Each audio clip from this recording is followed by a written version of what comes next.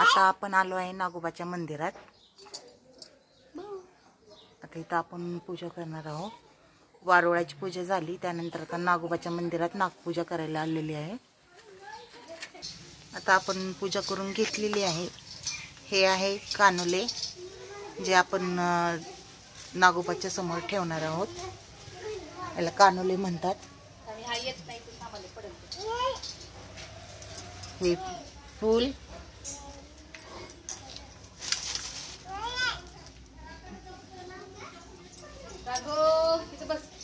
आणि या लाह्या। नागोबाचं मंदिर खूप मोठं आहे, बघूया। आणि एकदम निसर्गरम्य वातावरण आहे इथलं, पण बघू शकता तुम्ही।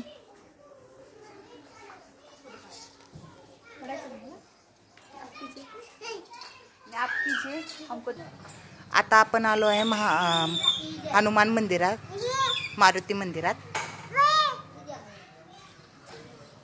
राघव सर जरा,